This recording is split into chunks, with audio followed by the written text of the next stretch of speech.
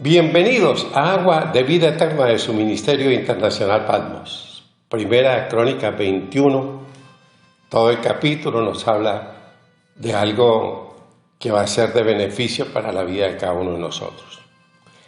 El censo de David trajo desastre, porque a diferencia de los censos que Dios había ordenado antes, en el libro de Números, capítulo 1 y 2, este se llevó a cabo para que David se sintiera orgulloso, prepotente del poderío de su ejército, al determinar su fuerza militar.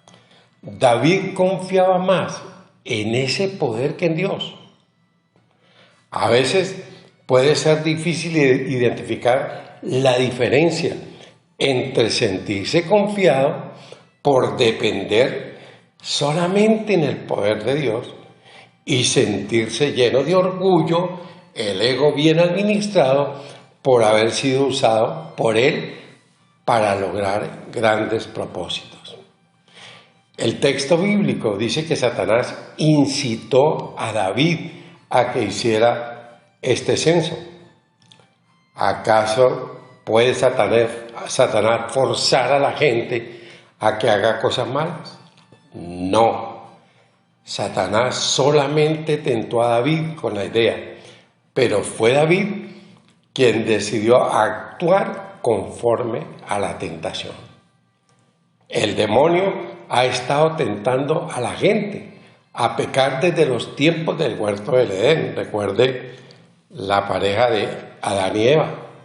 El censo de David no iba en contra de la ley de Dios, pero la razón, el motivo del censo estaba mal. Llenarse de orgullo por su poderoso ejército. David se olvidó de que su verdadera fortaleza provenía de Dios. Y eso nos pasa cuando Dios nos bendice y cuando nosotros vamos escalando. Y tenemos poder, tenemos fama, cuando Dios nos respalda y nos ayuda, el ego comienza a funcionar. David se olvidó de su verdadera fortaleza. Hasta Joab, quien no era conocido por sus altos ideales morales, reconoció que el censo era un pecado. Del ejemplo de David podemos aprender que una acción que no es mala en sí misma puede ser pecaminosa si está motivada por la codicia, la arrogancia y el egoísmo. Y ahí cayó David. Nuestras intenciones son las que suelen ser pecaminosas, no las acciones en sí. Debemos examinar constantemente nuestras motivaciones antes de actuar. David cayó en la tentación del pervertido diablo. Dios le dio una salida mediante el consejo de Joab, pero la curiosidad de David se estimuló con la arrogancia, con la soberbia. Su fe estaba puesta en su propia fuerza y no en la de Papá Dios. Si nos sentimos autosuficientes y confiamos en nuestras habilidades, en vez de olvidarnos de la fuente que es Dios, pronto caeremos en las maquinaciones del demonio.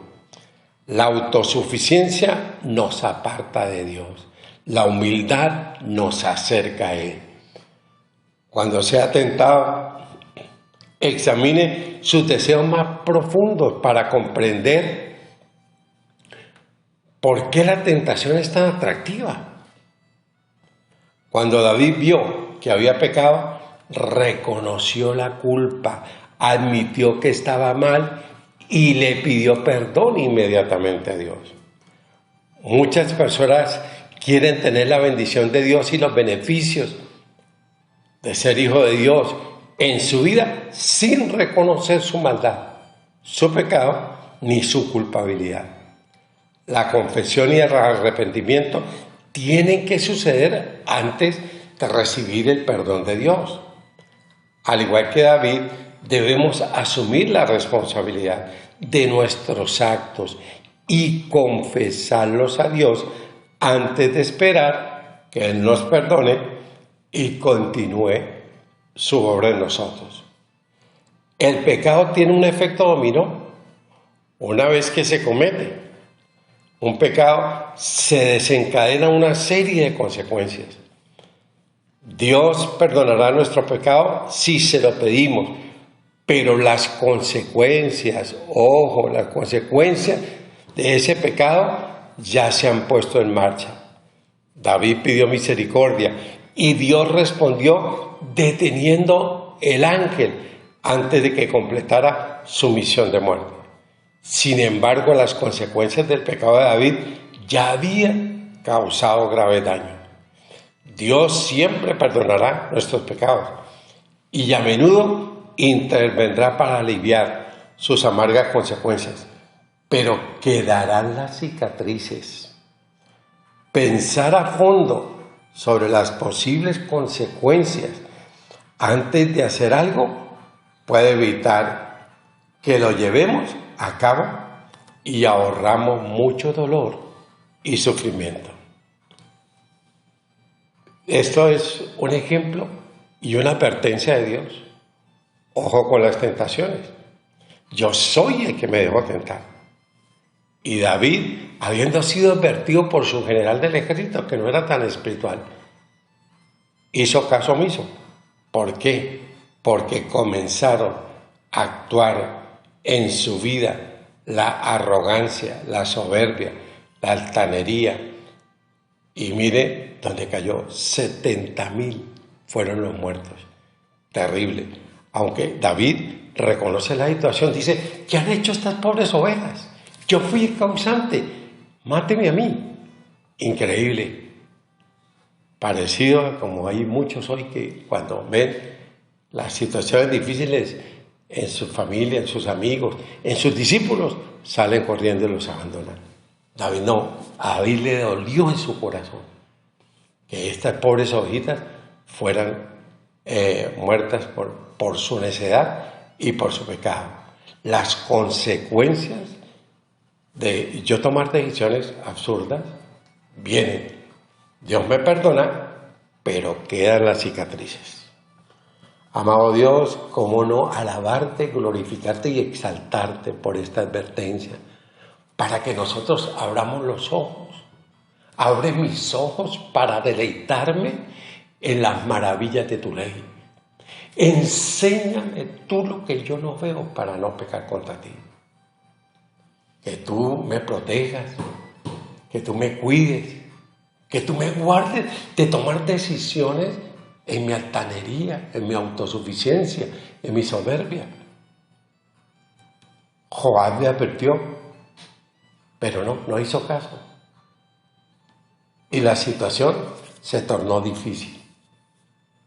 ¿Cuántas personas perdieron la vida por el error, por la terquedad de olvidarse de quién era el que le había dado la fuerza y el poder?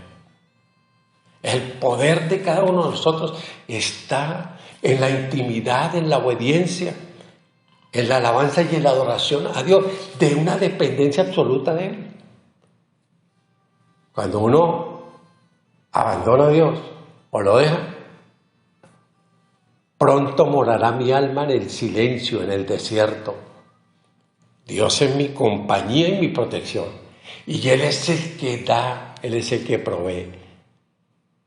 Este ejemplo de David, pongámoslo en nuestro corazón para no caer en semejante ejemplo de desobediencia.